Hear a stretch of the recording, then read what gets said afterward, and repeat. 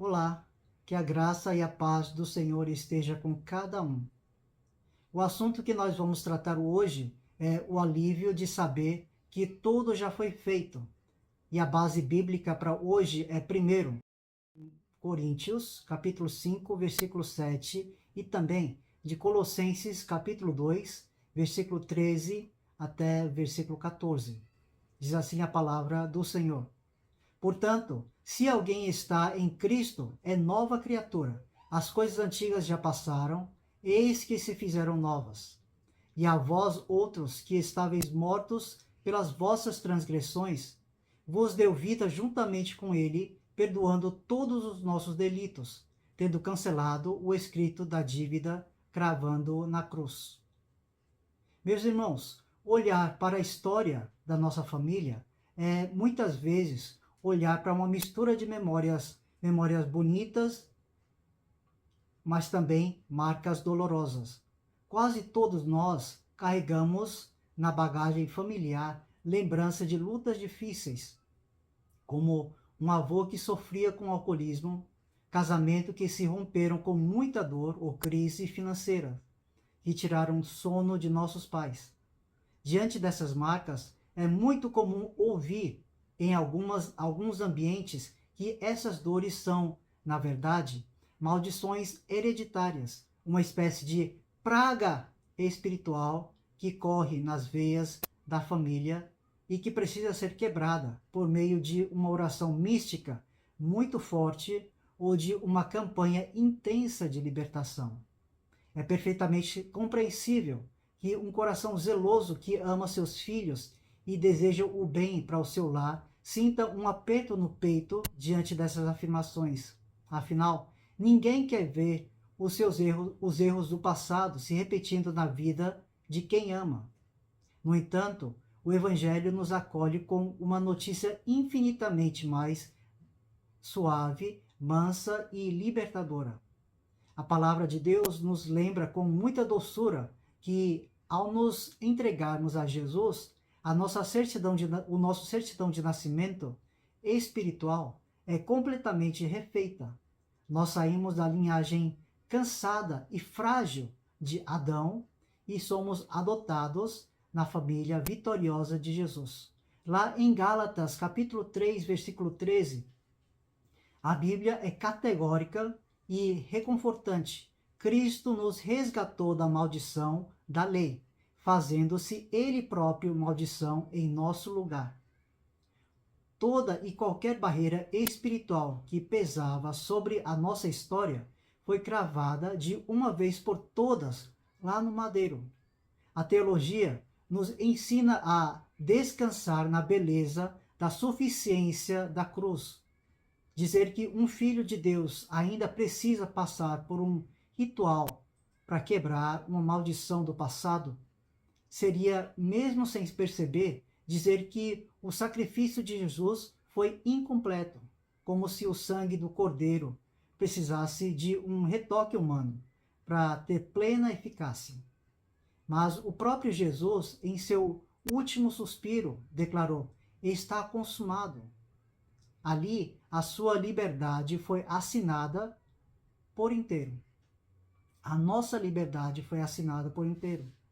É verdade que, no plano humano e psicológico, nós podemos herdar tendências de comportamentos, de hábitos difíceis, ou mesmo sofrer as consequências financeiras e emocionais das escolhas dos nossos pais. Mas há uma diferença imensa entre lidar com as heranças da vida que tratamos com paciência, sabedoria e pastoreio e carregar uma condenação espiritual.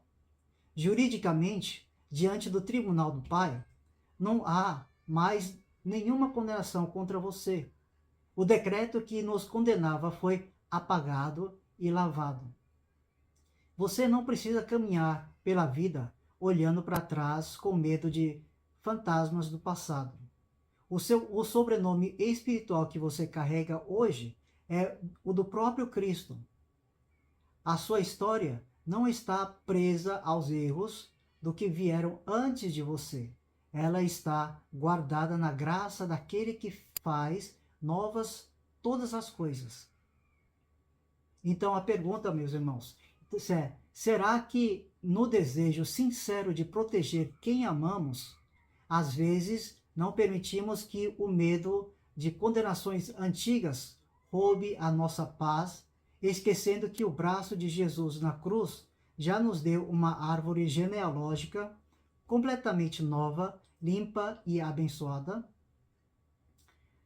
Meus irmãos, para vivermos o dia a dia com a sobriedade e a leveza que a palavra nos oferece, longe do misticismo e cheio de gratidão, podemos praticar esses 3 passos bem simples. Primeiro, troque o medo do passado pelo cuidado do presente.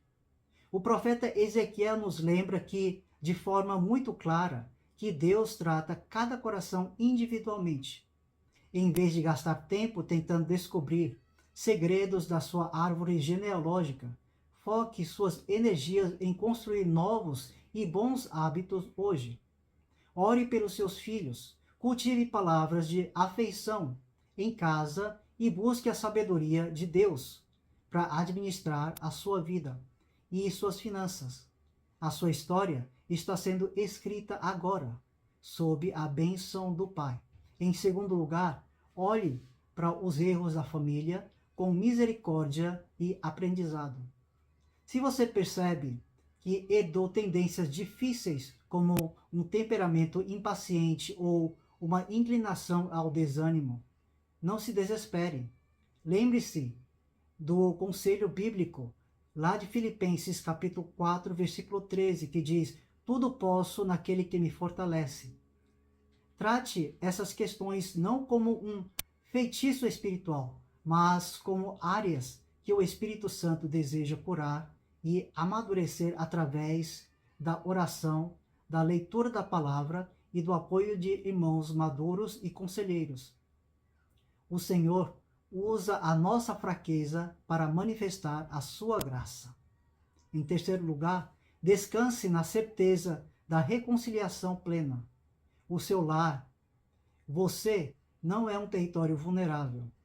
Ele foi comprado por um preço altíssimo.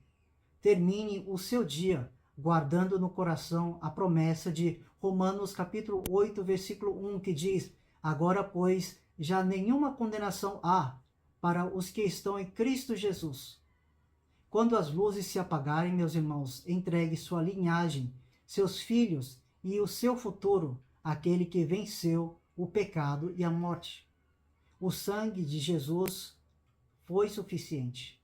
Deus abençoe com essa palavra.